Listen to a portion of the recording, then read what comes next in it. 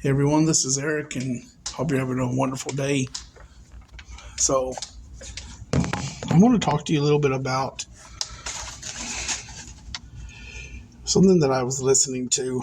I was watching this video on YouTube, and so this lady goes into this shop that I think it was like a sex sell shop, something like that. Well, it turned out the lady was a Christian that went into the shop to interview the shop owner, and it turned out she was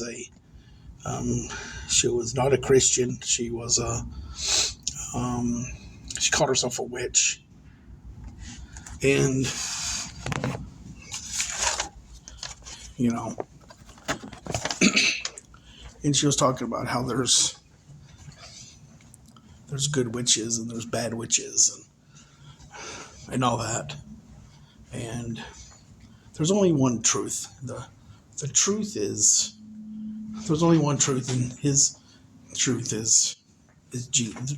It's Jesus. You know, you can say what you want to say, you can think what you want to think, but there's only one truth. Jesus said, I am the way, the truth, and the life, and no one can come to the Father but through him. And we have so much evidence of that backed up in, archaeological sites and just all kinds of different things. But enough of that, okay? We'll do that for another day. So I came across this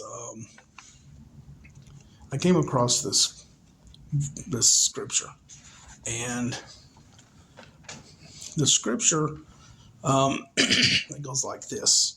It's in Second Chronicles, and it is it's in Second Chronicles, and it says Second Chronicles 33:6, and he burned his sons as an offering in the valley of the son of Hinnom, and he used fortune telling and omens and sorcery, and dealt with mediums and with necromancers. I think I pronounced that name right. And he did much evil in the sight of the Lord, provoking him to anger. Okay. Now, a little bit I kind of did some pulling up some stuff, and I'm going to read to you. I'm going to read to you what it's saying about this. Second Chronicles 33:6 is a part of a biblical account of King Manasseh's reign. Manasseh was a king of Judah known for his wicked actions, and the verse describes his engagement in practice condemned by the Lord, including burning his sons as an offering, involvement in fortune telling, omens, sorcery, and consulting with mediums and necromancers. These actions led to God's displeasure, as the verse mentions that Manasseh did much evil in the sight of the Lord, provoking his anger. The broader context of the passage emphasizes the consequences of turning away from God and the importance of following his commands. So the actions described in 2 Chronicles 33:6 involve practices that are often associated with witchcraft and the occult. This includes fortune telling, omens, sorcery, and consulting with mediums and necromancers, also consulting of the dead. In the context of the Bible, these practices are viewed negatively as they go against the commandments of God.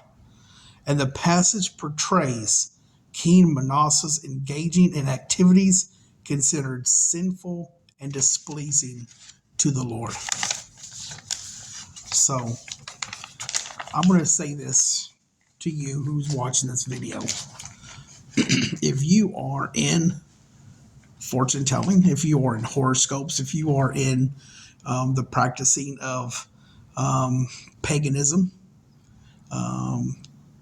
you are, if you're in these practices, okay, um, turn back to the Lord, because you're being deceived. You are being. I see all these people that are thinking that they're doing good. Okay, they don't want to follow a God that loves them. They don't want to follow a Father that loves them.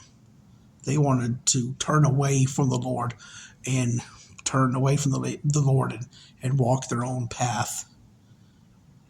But what they're not realizing is they're deceived. And they're deceived and they need to be brought back to the Lord. Okay? So if you're one of these people that are practicing in witchcraft and practicing in Ouija boards and practicing all the things that are detestable to the Lord, turn away from it. Seek the Lord out. Because what is it? There's a scripture in the Bible that says this. It says,